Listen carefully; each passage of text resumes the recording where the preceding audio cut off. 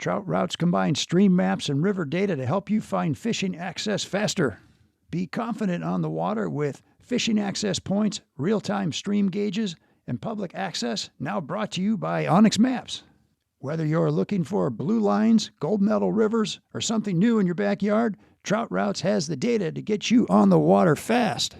Destination Angler podcast listeners can try 1 month of Trout Routes Pro for free by clicking on the link in the episode description. Do what I do and put more access in your hands and explore the water you love with Trout Routes today. This week on the Destination Angler. If you can get on the river while it's dropping, that's typically the time, after a few days on the drop, that's when those fish are going to settle down again, put the feedbags on and really start eating. And that's when the fishing is really exceptional. And that was Evan Youngblood on the world-renowned Smith River. Welcome to the Destination Angler Podcast, the podcast for anglers who travel. And I'm your host, Steve Haigh. We go right to the source, the local guides and experts, to build your knowledge of top fishing locations around North America. It's a big world out there. Now go and fish it. I'm going away for a while, but I'll be back soon. Whoa, whoa, whoa. Today's episode is brought to you by Gut Fishing, crafting world-class fly fishing adventures specially designed to your level of experience and budget. And by Adamsville Fishing Gear, the trusted source for quality fly fishing gear built to last at an affordable price. And by Trout Routes. This episode was first published in May of 2020.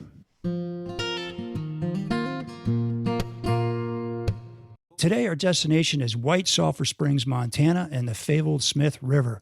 Our guest is expert guide Evan Youngblood of Montana Fly Fishing Connection, who literally just got off the river Sunday night after a 5-day, 60-mile float.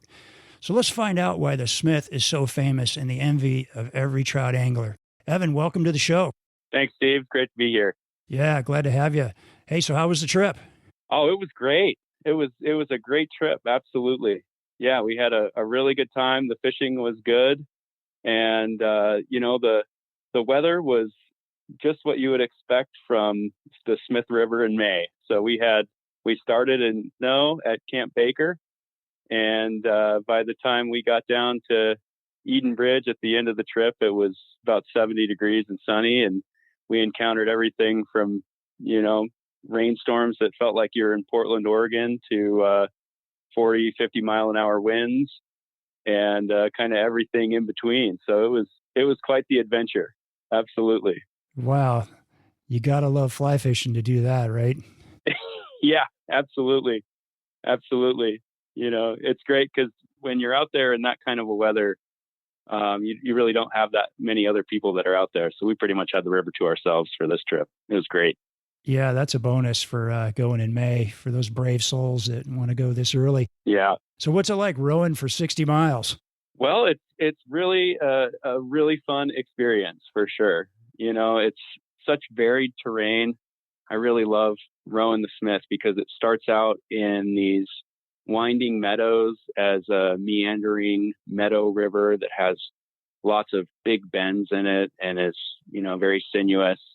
And as you get down into the Madison limestone, you start to have these huge cliffs that start to come up off of the river. And even by the end of day one, about mile 8 or mile 9, you start seeing these beautiful rock formations.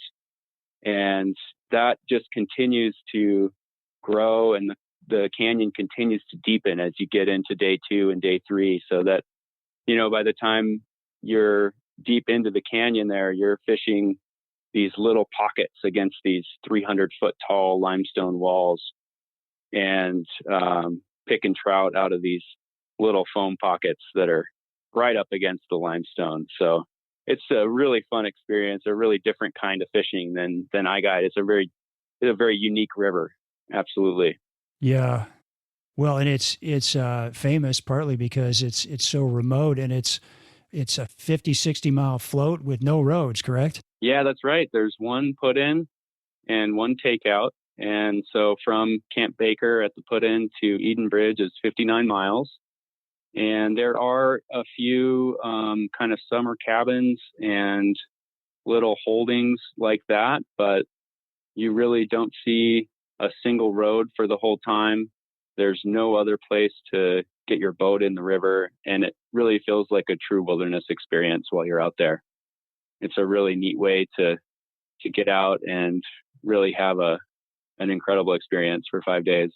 Yeah, boy, that's fantastic. So now Montana Fish, Wildlife and Parks really regulates this river, don't they? I mean, you can't just show up and float the Smith, right? There's some kind of a lottery system.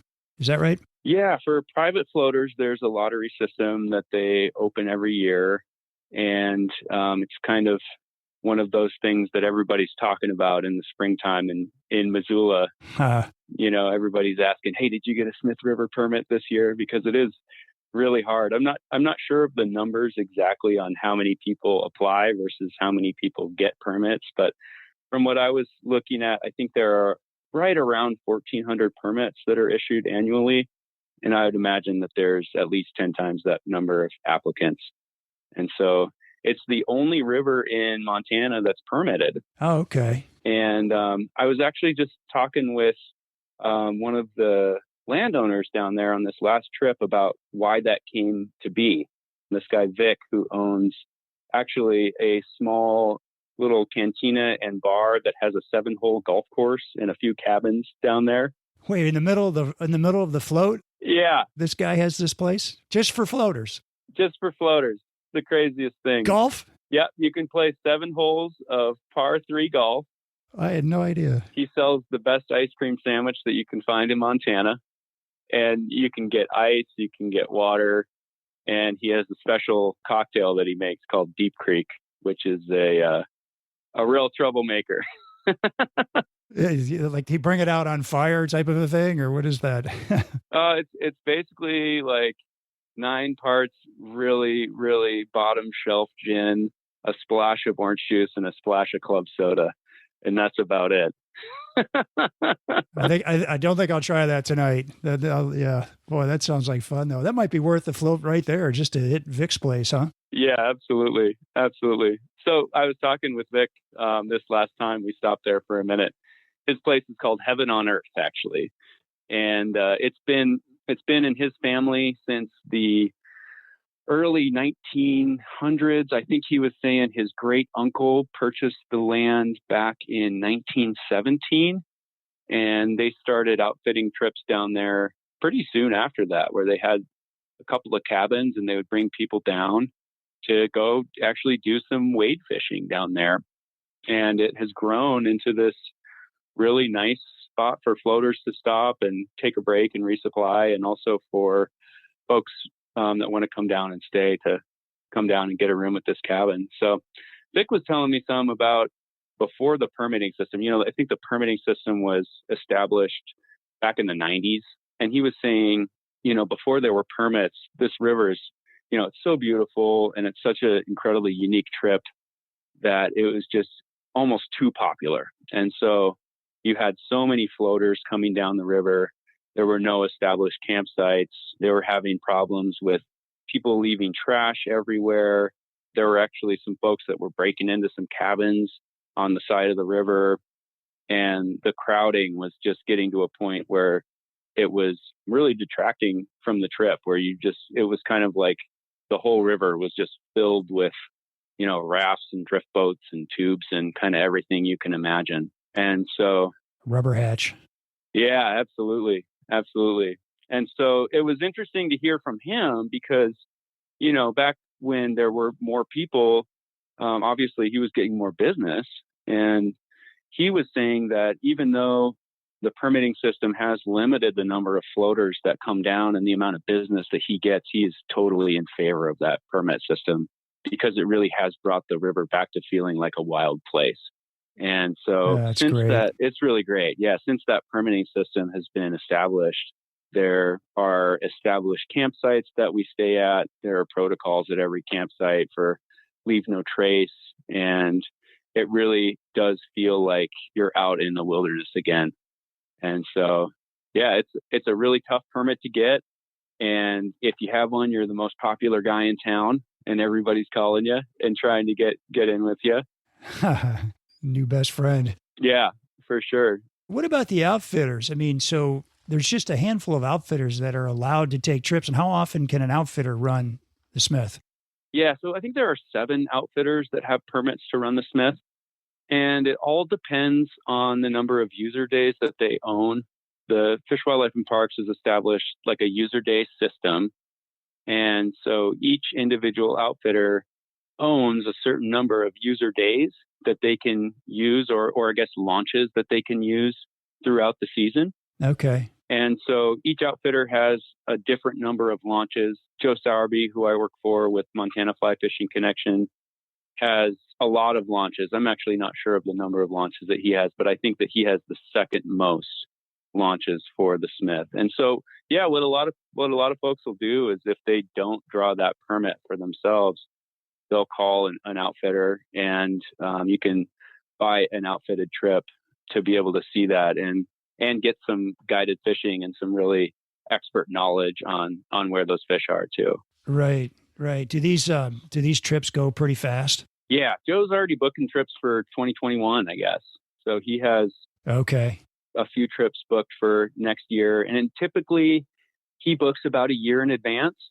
I think he opens up his calendar for 2 years. So he's been booking 2020, since a couple years ago, and then has been booking 2021 since last year. And so especially the more popular dates are booked up very quickly. So it is good to be able to plan for that and kind of look ahead and get those dates, especially to get those, like I was saying, those dates where a lot of people are wanting to be on the river. Yeah. And can you fish any time of year, or is it just a certain season? You can certainly fish the whole year. The river's open to fishing all year. In the winter, it typically ices over, so there really isn't any winter fishing. The interesting thing about the Smith, like we were saying before, because there is one put in and one takeout, there really isn't any access to the river for wade fishing. Right. And so wade fishing is a tough thing to do there, just because you can't get to the river. You can go to Camp Baker and do a little fishing right there, but that's so far out of the way that it's not typically something that people do. And so by far the majority of people that are fishing the Smith are floating, and the float season starts in April. And depending on the year, those April trips can be anything from 60s and sunny and beautiful, and you have squallas hatching and great dry fly fishing, to being caught in a winter blizzard and getting 2 feet of snow. There was a trip either last year or the year before that had to be evacuated from the river in April because the whole river froze over while they were on the river. And so they literally couldn't keep going because their boats, were just stuck in the ice. Oh my gosh. It's like a North Pole explorer, we're frozen in the ice. Absolutely. So that early season is definitely a roll of the dice in terms of how the conditions are going to be. And that's so typical of Montana in general. April and May are just so all over the place in terms of weather. So April and May both are pretty variable in terms of weather, but definitely when you get into May, you're going to be able to float. You're not going to be looking at having ice jams or anything like that. Okay. And the float season typically lasts through early July, just depending on how much snowpack we have and how much rain we get in June and early July.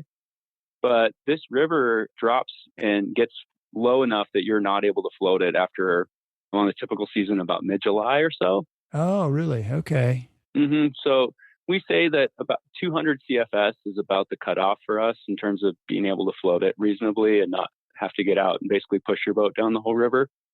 And that level, we typically get there about, first or second week in July or so. And so that season, it's a pretty limited float season. Okay. Gosh, I didn't know that. Yeah. And then there are some years where the water, after the kind of crop growing season, a lot of the water upstream of the Smith is used for irrigation. And so after those ranchers have stopped using their water rights, the river will bump back up a little bit again in September. And so there are some years where you can do a September trip. And actually last year we were able to get off one September trip that I wasn't on, but it sounded like it was pretty amazing. But yeah, that's typically the season there. And this is a freestone river, no dams, correct?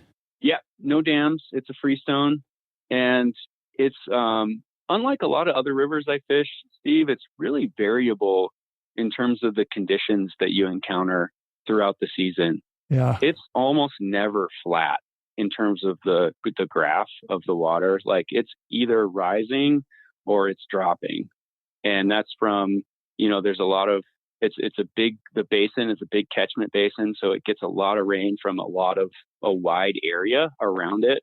Yeah. And then you also have a lot of that snowmelt that's coming off during the floating season. And so what we always say is, it's really hard to predict, but if you can get on the river while it's dropping, that's typically the time, after a few days on the drop, that's when those fish are going to settle down again, put the feed bags on and really start eating. And that's when the fishing is really exceptional. Oh, no kidding. Yeah. So during spring runoff, you're still out there pounding away, huh? Yeah, absolutely. Absolutely. This river fishes for us from anywhere from like 200 CFS up to about 2,000. And that's about the peak of where it gets to, is about 2,000. But even during, like in Missoula, where I am right now, all of our rivers are pretty much blown out. We're probably not going to be fishing any of these local rivers till, for about another month here. And so for me as a guide, it's great because the Smith fishes really well in May and in June both, while all of these other freestones are blown out. And, to your point, like the river is often pretty muddy looking also. It doesn't have high visibility. We're often fishing it anywhere from, about a foot of visibility up to maybe 3 feet of visibility or so. And so a lot of times, we'll get to Camp Baker where we're putting the boats in the water, and our guests will step out of the truck and take a look at the river, and they'll get this really worried look on their face, like, uh-oh, I don't know if we're going to be able to catch fish in this because it looks like you could plow this river. Yeah. And a stick up in it or something. And so we always reassure them that these fish, they're really adapted to this kind of more turbid water, and they're eating, throughout all the runoff. They're really eating, and they're really healthy. Like, these fish we were catching on this last trip were fat. They were stuffed with crayfish and worms and stonefly nymphs, and they're just looking really good. Even those smaller fish were like that kind of football shape that they get when they've just really been eaten well. Fast growth and everything. Yeah, exactly. See, that's fantastic. There's options for people in even the runoff season. So here's Brian Oakland, founder of Got Fishing. There's really no reason for an angler not to use Got Fishing when everything we do for you is free. We have the best trips around the world. We only work with the best outfitters, and we're definitely going to get you the best deal and the best dates guaranteed. That's why we have clients come back time and time again. We have Don with us on this trip. This has been his 6th fishing adventure with Got Fishing, and I think if you asked him, it is because of all the little things. We don't tell people, we ask questions. What is it that you're looking for? What would be most important to you? Who's coming with you? What's your experience level? And really at the end of the day, what is the most important aspect of this experience that you're looking to take home? And then from there, we just marry them up with some of the best lodges, let them take a look at 2 or 3 different options and pick what's going to be best for them. Well, there you have it, folks. A pretty good case for choosing Got Fishing for your next big adventure. So what are you waiting for? Give Brian a shout or visit gotfishing.com. Hey anglers, if you're on the hunt for fishing gear that's as tough as you are, look no further than Adams Built Fishing Gear. Since 2014, Adams Built has been the go-to choice for anglers who demand quality without breaking the bank. Their lineup of lightweight waders, high-quality nets, and meticulously designed fly boxes is second to none. But here's what really impressed me. Adams Built stands behind their products like no other. Every single item is guaranteed to last. Yep, you heard that right. And get this, Adams Built waders even come with a lifetime repair or replace guarantee, with you only paying for shipping. Now that's a deal you can't beat. So why settle for gear that won't last? Make the smart choice and gear up with Adams Built fishing gear today. Ask your local dealer for Adams Built or visit www.adamsbuiltfishing.com and tell them Steve sent you from the Destination Angler podcast. Well, I had a chance to fish with you, Evan, last summer on the Blackfoot. So there's a group of us that came out, and Evan sort of was the trip leader. And we had just a great time fishing there near Missoula, and you did a really good job for us. Thanks, Steve. But I'm curious, can you tell us how you got into guiding, and how did you end up being a guide on the Smith River? Yeah, absolutely. It's kind of a long story, but I guess we have time. So I actually started guiding when I was in college. I think it was my junior year of college. I did my first trip, and I started as a whitewater river guide in the Grand Canyon. It was a summer when I didn't have any work. I was just kind of hanging out, and one of my friends is a river guide down there, and he offered for me to come on a couple of trips with him as a trainee and kind of learn the ropes of how to run a boat, how to read water, and how to, be a good overnight river guide. And I did a couple of trips. That was 2007. I did a couple of trips with him that summer, and just absolutely fell in love with river guiding and with being out there on the water. I was a wildlife biology major in college, and mostly just because I wanted to be outside and do something where I could, be out and not have to sit at a desk for my job.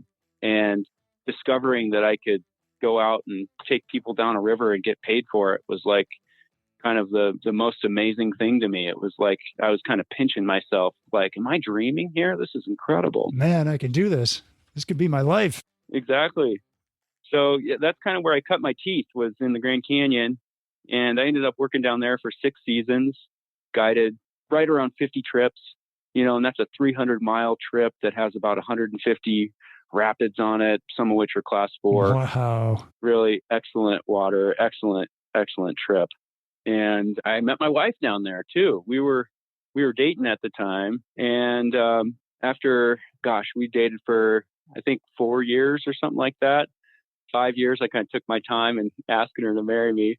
And when I asked her to marry me, and when we were kind of planning our wedding and looking at what life would look like as a married couple, I kind of realized that I needed a little change from being gone all summer. I'd been, commuting down to Flagstaff, which I was basically gone for, 4 months out of the year, just completely gone from home. And I realized that probably wasn't going to be the best thing as a married dude. Smart man. Happy wife, happy life and stuff. Right. And so I started kind of thinking about ways that I could branch out and looking at other guide opportunities.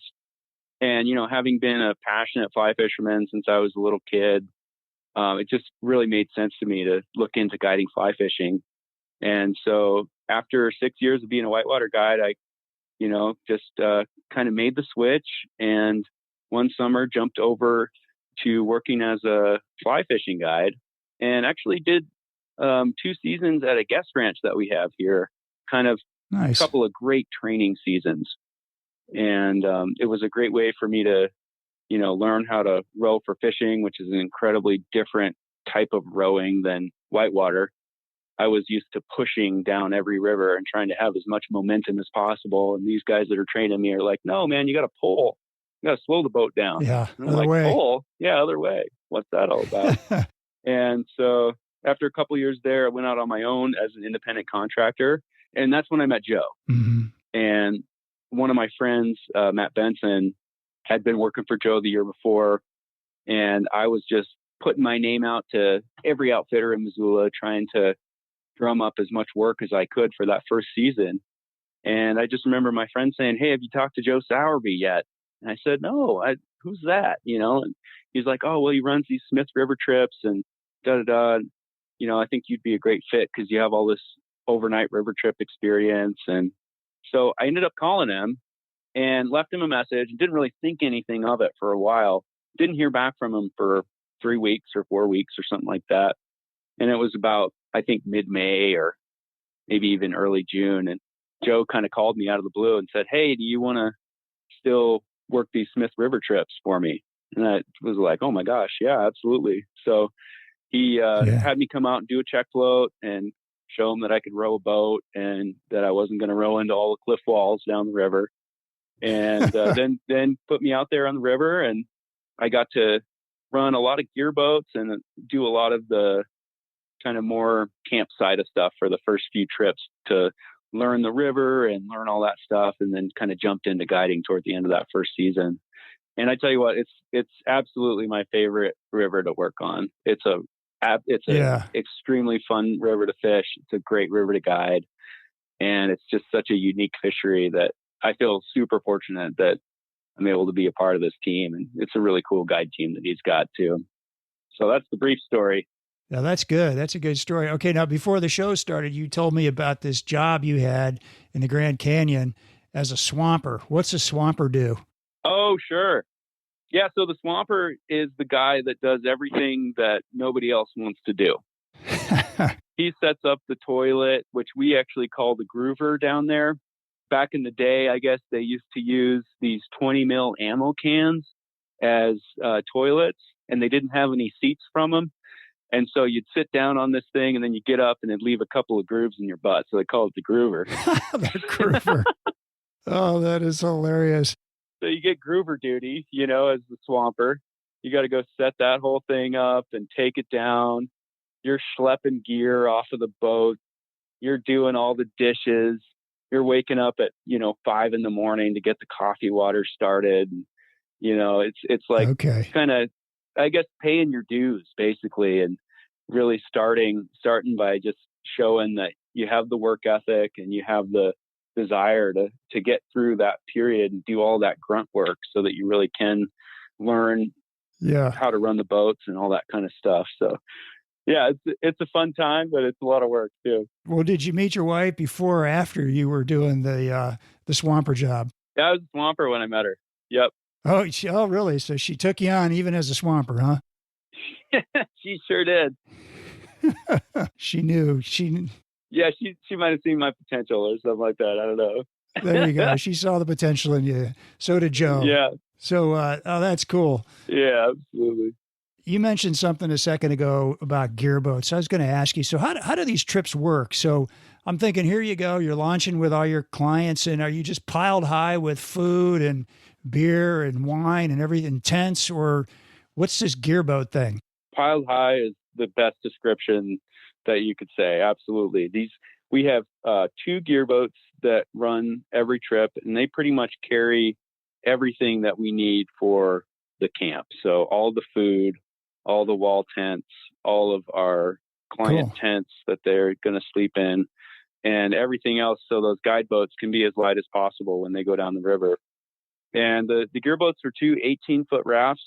They're these barges that are like the heaviest boat that I've ever rowed in my life. I mean, if you can picture, these things are piled up as high as you can go, stern and bow, with bags and, firewood and a stove and the wall tents and all the poles for the wall tents and, beer and wine, like you were saying, and everything else that you could even imagine trying to fit into a boat. And so by the time we've piled these things up, when you're sitting in the rower seat, you have to stand up to see downstream because of the pile of bags that's in front of you.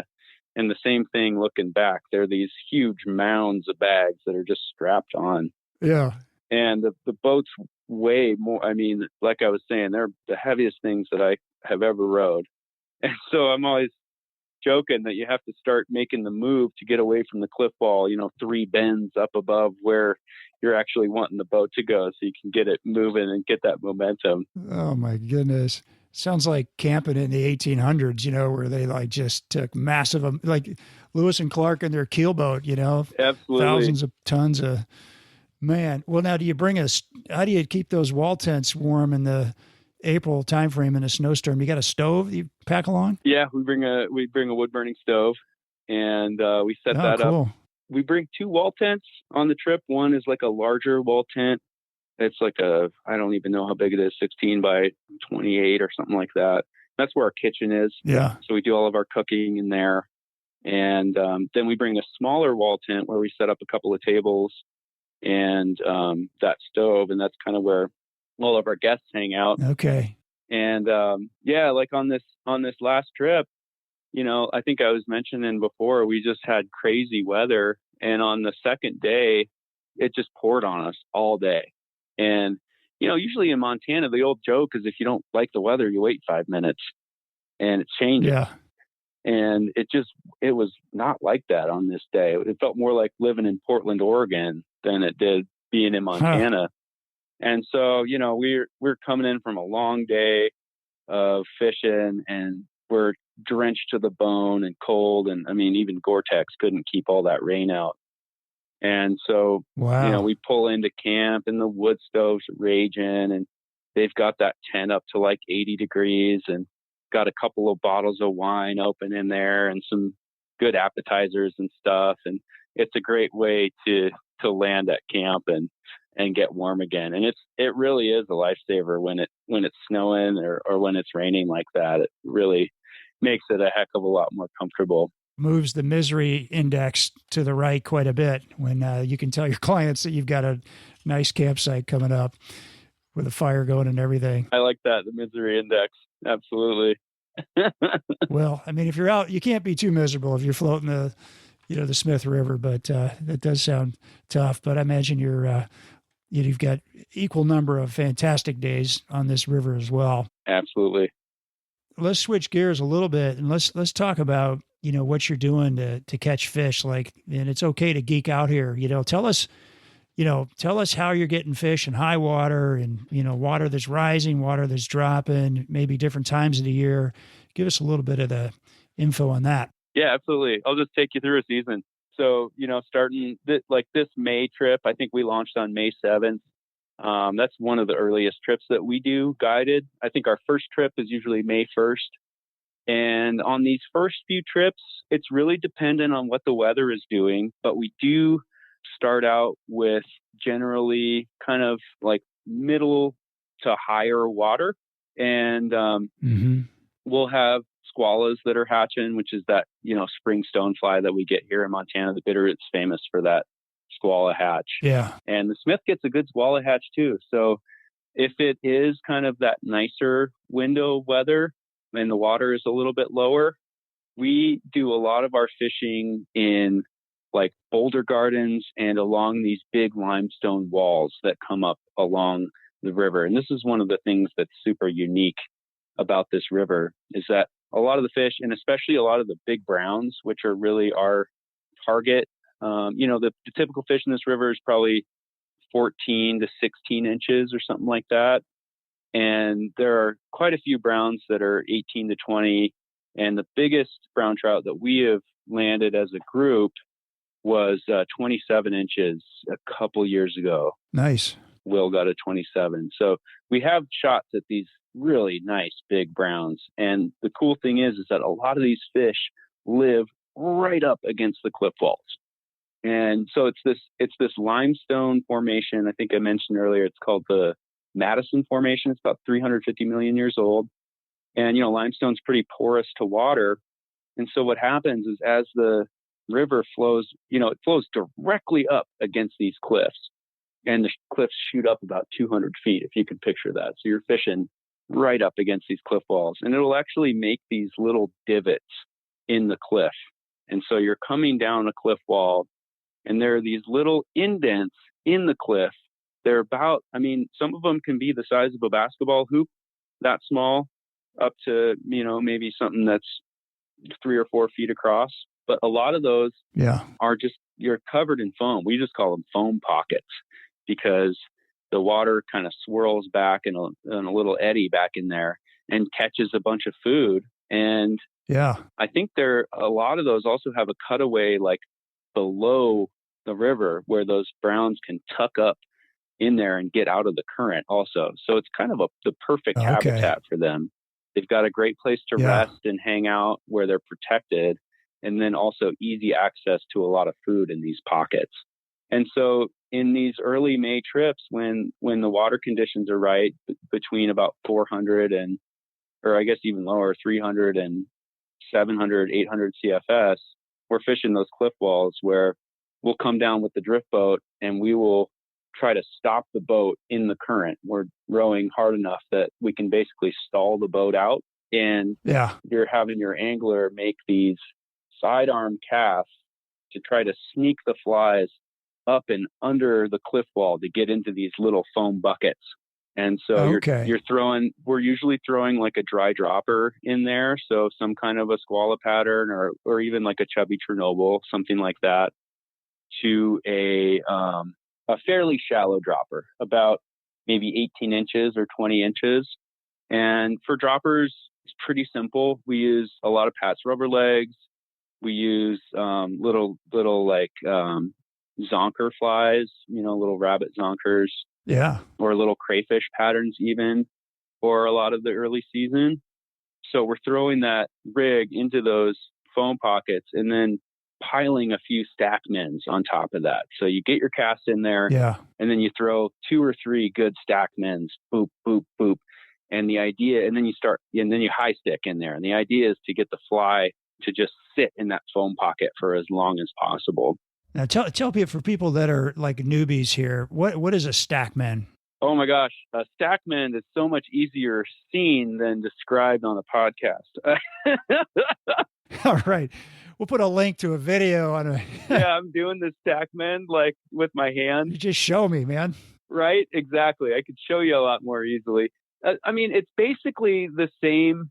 I guess it's the same as a regular mend, but it's a little more forceful. So the line is turning all the way over the top of the fly, and sometimes even moving the fly back a little bit. And the stack part of it is that you're just doing it 2 or 3 times in a row. So instead of just doing a single mend, you're doing a little mend, a little mend, and a little mend. And that helps the fly just sit in those pockets a little bit longer. Sit right Again, there. that's a very tough description, but I would say it's a lot easier to see it than to describe it. We'll have to Google it. Yeah. Right? Find a video, put it in the show notes. I'm sure there's a good YouTube tutorial on how to stack mend. I'm sure. Yeah. Or we'll make one. Yeah, for sure. So a stack mend. Okay. Yeah. And so, if the fly can sit in that pocket for 6 to 8 seconds, a lot of times fish is going to eat it.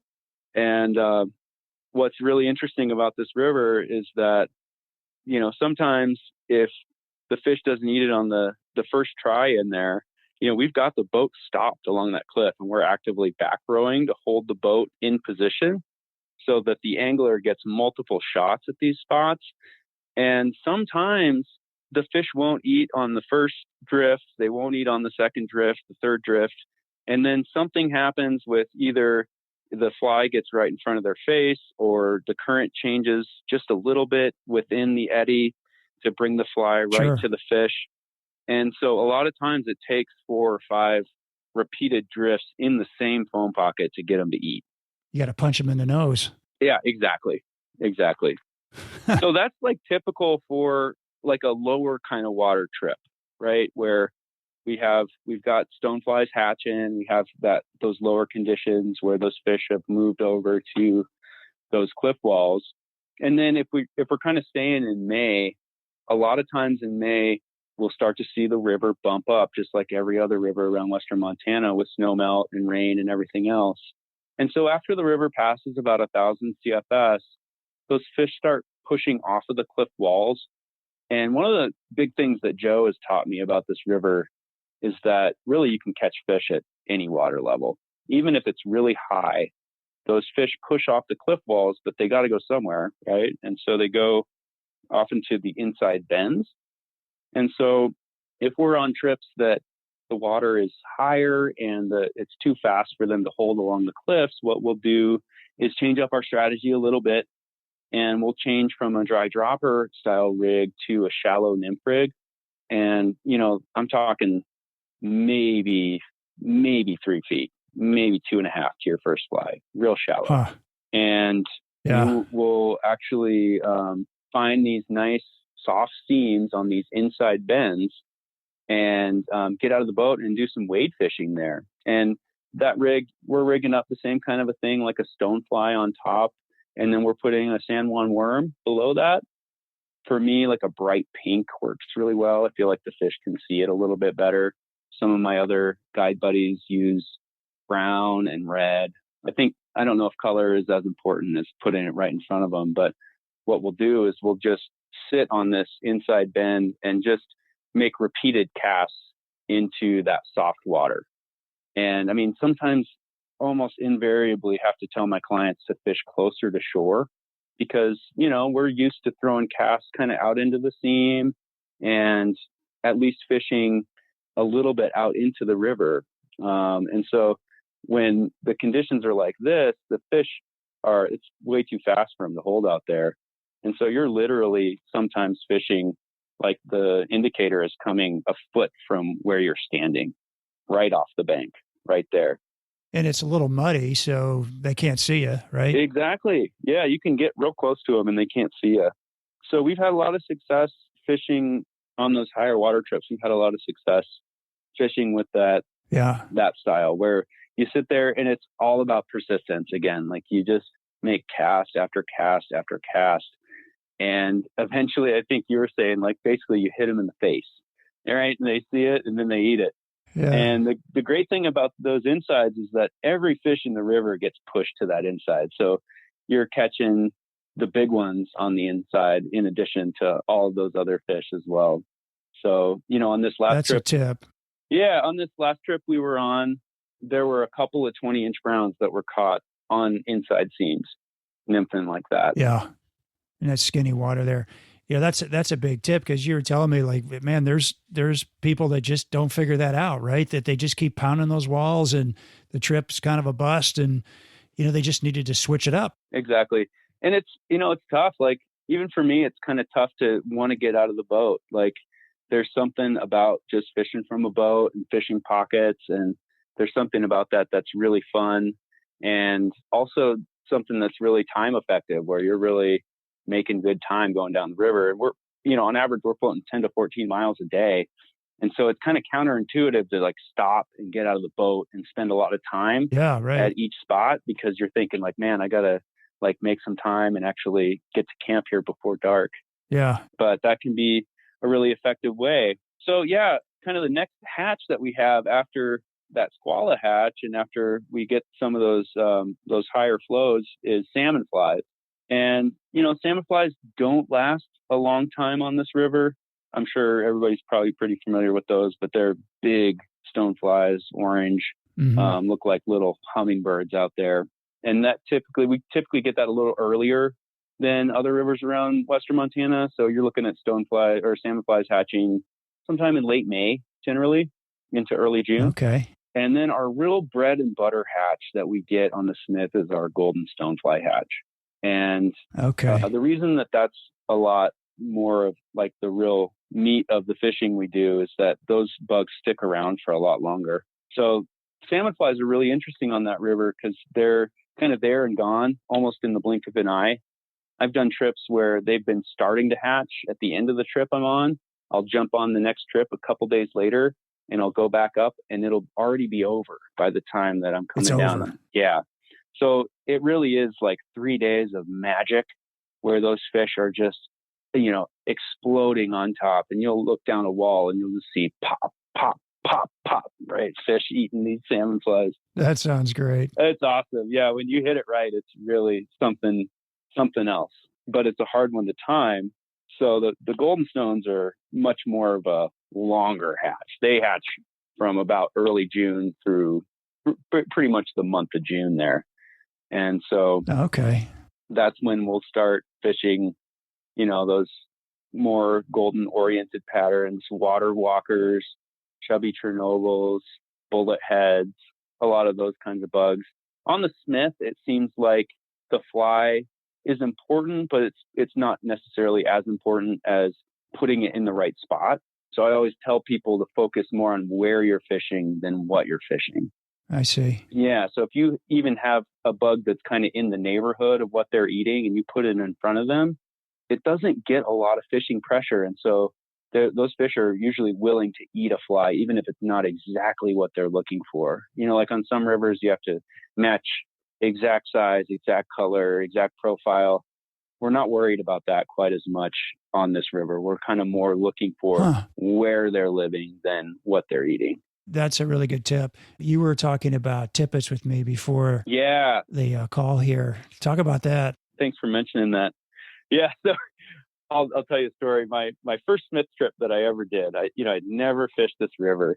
I didn't know about how to fish it or anything like that. And I show up with my regular rig, and I think I was running 4X or something like that to my first fly, which is a very typical tippet diameter for us to use around Western Montana. And the first day alone, I lost 35 flies. I mean, I cleaned my whole box out of my rubber legs. Like on what? On the wall? On fish or on the wall or what? On the bottom of the river, on the twigs on the side of the river. I think I mentioned that it's limestone, right?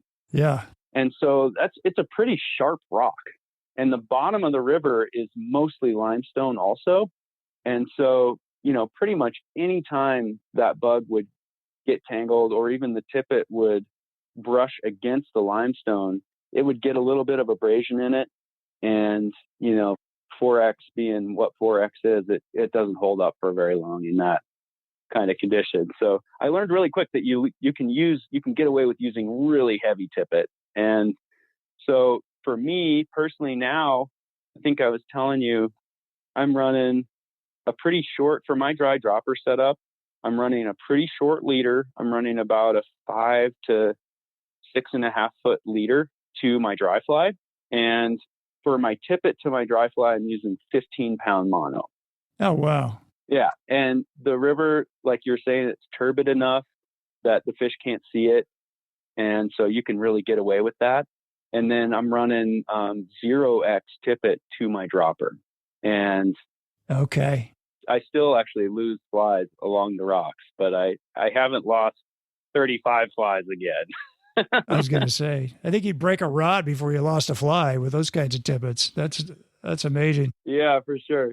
The other really important thing that I've learned from Joe and the crew that works for him is that loop knots are actually really beneficial. Instead of just tying like your standard clinch knot or your improved clinch to both dry fly and dropper, using a loop knot will actually prevent your tippet from breaking quite a bit more. Joe described it to me one time, like if you can picture throwing your flies against this cliff wall, a lot of times you're kind of banking the flies off the cliff wall into the water.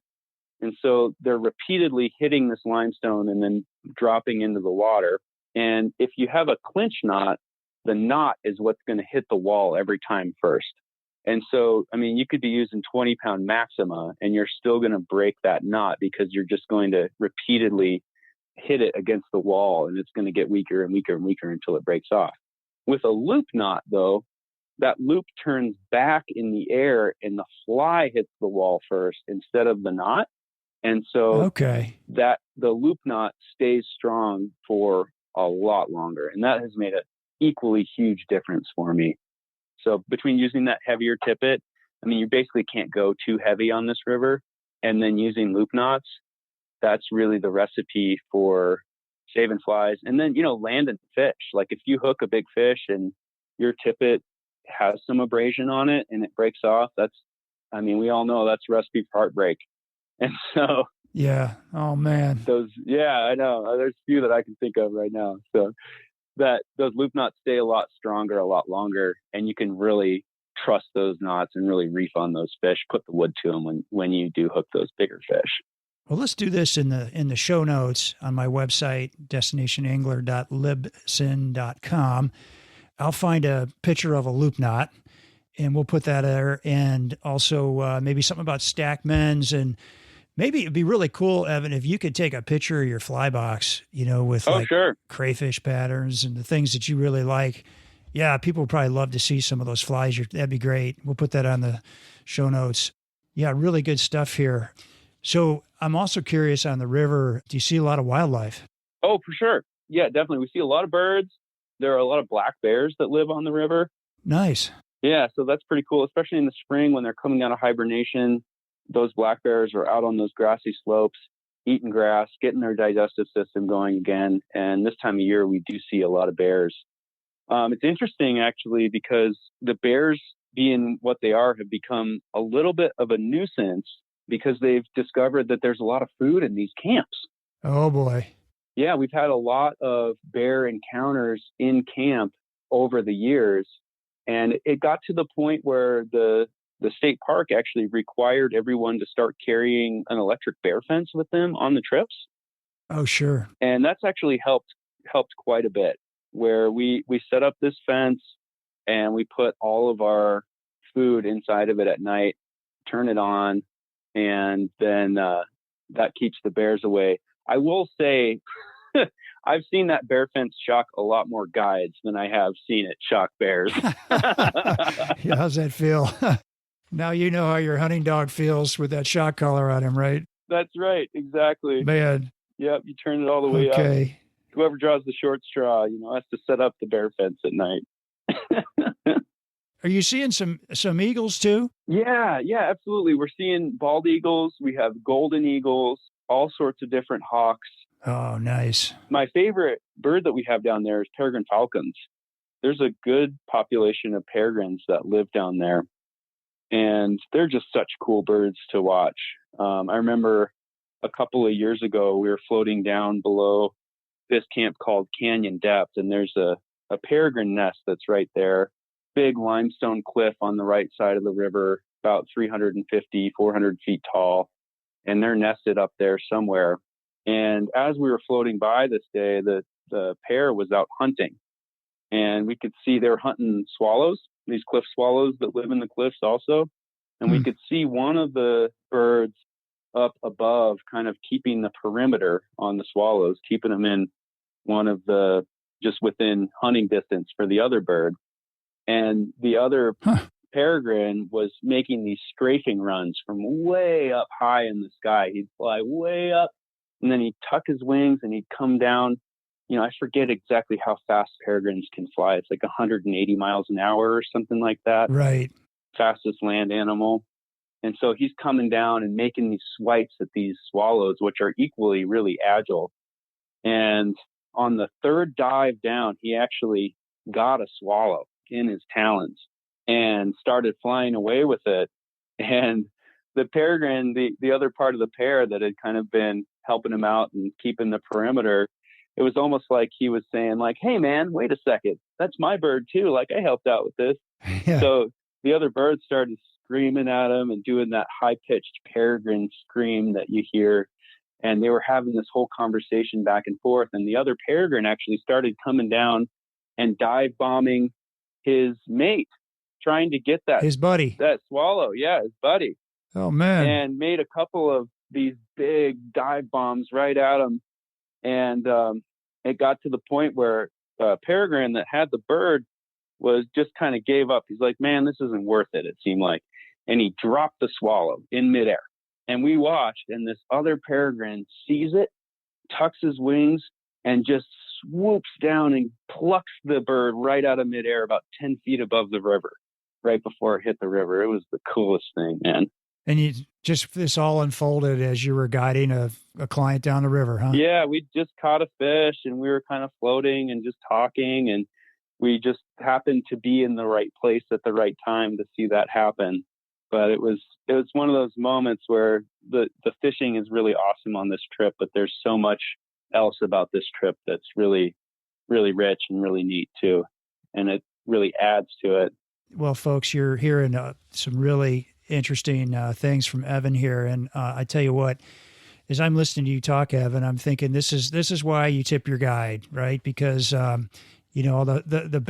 the back rowing you're doing to hold, so I can drop a fly in a pocket for 10 seconds so I can get a nice fish. I mean, yeah. And just your knowledge here is really outstanding. So anyway, it sounds like having a guide on this river is the way to go. Other thing I wanted to ask you about, right now it's kind of early May, mid-May-ish, and we're kind of coming off the peak of the coronavirus. And I'm just curious, how is the coronavirus affecting you and your business? Because you just took a trip down the Smith with some clients. So, but that was kind of unique in sort of instance, isn't it? Yeah, absolutely. Absolutely. First of all, I want to say thanks for mentioning the tip your guide thing. We sure always appreciate that. And, we're always working hard for you guys. So we always appreciate that. Yeah. In terms of the coronavirus stuff, it's impacted us just massively as an industry. Yeah. We're looking at really big losses for our trips this year. And one of the big things that is kind of preventing our outfitting and guiding business from starting up again is a 14-day quarantine for all out-of-state visitors that we have here in Montana right now. And so the unique thing about this trip that I just got off of is that all of the guests are from Montana. And so they didn't have to do this 14-day quarantine before they were able to go out on the river. And so the directive from the governor, and I think I was telling you before the show started, people might disagree with me on this, but I actually agree with what he's doing in terms of managing the virus and trying to keep it as contained as possible. What he's done is we've kind of divided our reopening into 3 separate phases. And so phase 1, restaurants were able to reopen for carry out, and retail stores were able to open. Phase 2, a few more are going to be able to be open. And then phase 3 of the reopening is kind of, from my understanding, when coronavirus has kind of passed, when everything has basically gone back to normal. And phase 3 is when they're going to lift that 14-day quarantine. Not until phase 3. Not until phase 3. Exactly. Okay. And we don't know when that's going to be. So, I would say that 95% of our business, of our outfitting business, is from out of state. It might be more than that. And so, because that hasn't lifted yet, and because folks are having to quarantine, I've seen a lot of cancellations from trips this summer. I would say on a typical year, I do between 110 and 120 guide days, and I'm looking at maybe 50 this year, like 50 if I get lucky. Yeah. Yeah, it's definitely been a huge impact big hit to our industry. The CARES Act has really been helping out. A lot of us have applied for unemployment and have been given unemployment. So that's going to help us kind of scrape by in these times when we're not working. Okay. And that's been really helpful. Man, I'm sorry to hear all this. It's kind of the same story almost everywhere, Evan. It's whole industry is kind of in jeopardy. I hope, guides aren't selling their boats and moving on to other things, because we sure appreciate the guiding community. Yeah. One of the things that we're doing here on the Destination Angler podcast is I've set up a GoFundMe site, and we're trying to raise money for guides who are being impacted by the coronavirus. And it's, let me think, what's it called? Help Guides, Fishing Guides Survive Coronavirus is the name of it. So we're trying to raise $10,000. We'll see how that goes. If, a lot of folks are being impacted this in a lot of different industries, but if you're one of those people who maybe are in pretty good position, we'd be extremely grateful if you could receive or, provide some help here. Hey, shifting gears here towards the end, I did want to ask you about this mining company that just got approved, this Australian-owned mine. Can you talk about that a little bit? And what kind of a threat is that to the Smith River? Yeah, I really appreciate you bringing that up. I was just thinking that we hadn't quite gotten to that yet. Mm-hmm. It's a mining company from Australia. They're called Tintina Resources. They're owned by a company called Sandfire. And they're developing a copper mine that is on Sheep Creek. And Sheep Creek is one of the major tributaries to the Smith River. It provides a lot of especially the cold water to this river system. And it's been, going through the permitting process these last couple of years. The final environmental impact statement and record of decision just came out last month. And the Montana DEQ gave the go-ahead to this mine to continue. Oh, boy. It's on a private holding that's right in the headwaters of the Smith River.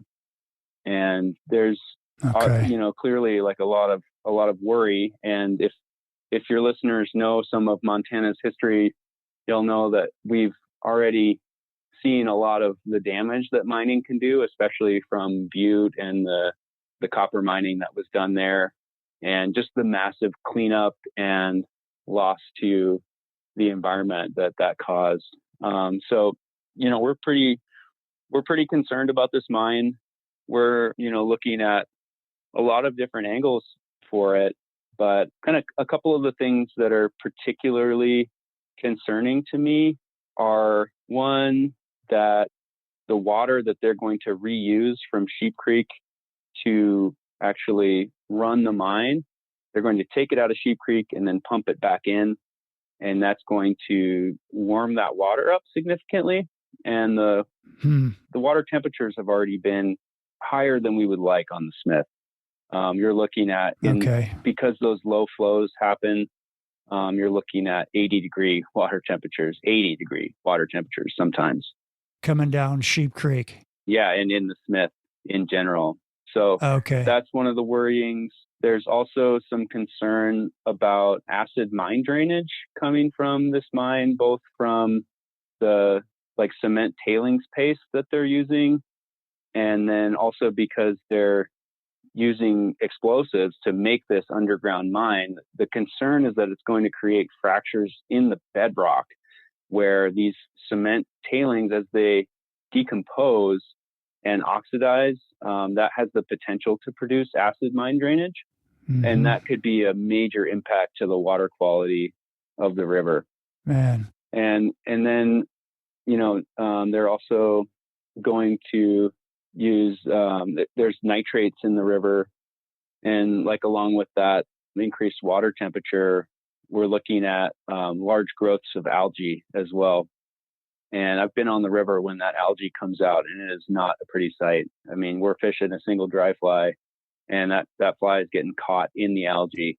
And not only does it make fishing difficult, but it actually creates less habitat. It decreases the amount of available habitat for the macroinvertebrate, populations, stoneflies, mayflies, caddisflies, and also impacts the gravel beds that are available for fish spawning too. So, as somebody that's seen this river and seen how what an incredible resource this is and what a special place this is, it's just the wrong place for a mine to be. And I really encourage folks to get on. There's a website that has more information about the mine and about, if you're interested in helping out, it's called saveoursmith.com.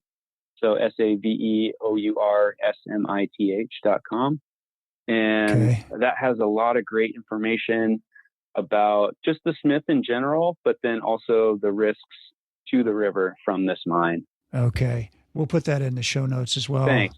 Yeah, I really encourage people to check that out, and there's a petition on there to sign and to get some information on that. Anything else that we could be doing for this situation? I think that one of the big things that you can do right now is to get in touch with Governor Bullock, and that petition is on this website here. Okay. We're past the point for public comment for the environmental impact statement, and that really was the biggest thing that people could do, but there still is stuff you can do. And so reading this petition and signing this petition is really one of the biggest things that folks can do to help out at this point. Yeah, well, that's good to know. Well, we're running out of time here, Evan. It's really great having you on here. How can our listeners get in touch with you? Thanks, Steve. Yeah, so my outfitter, Joe Sowerby, has a great website. It's called MontanaFlyFishingConnection.com. And you can get in touch with me through Joe there if you're interested in booking a trip, or even if you just want some more information about the Smith, if you're going to go fish it. We're always happy to give you guys more tips and information about recent conditions and all that kind of stuff. So yeah, MontanaFlyFishingConnection.com is a great place to get in touch, get information, and then also book trips if you're so interested in that. Okay. Well, that sounds great. Thanks for offering to do that. So we'll put that in the show notes on my website, destinationangler.com. And you can always email me with comments and questions and suggestions at shaig50@gmail.com. That's shaigh50@gmail.com. Please give us a share, a like, or follow on Facebook and Instagram, and be sure to subscribe wherever you get your podcast, and hope you enjoyed the show, and we will see you again next week. Our music is by a great band called A Brothers Fountain. These are friends of mine from Colorado. Well, I'll go from the land to the shining sea. But I know there's more to life than what the eye can see.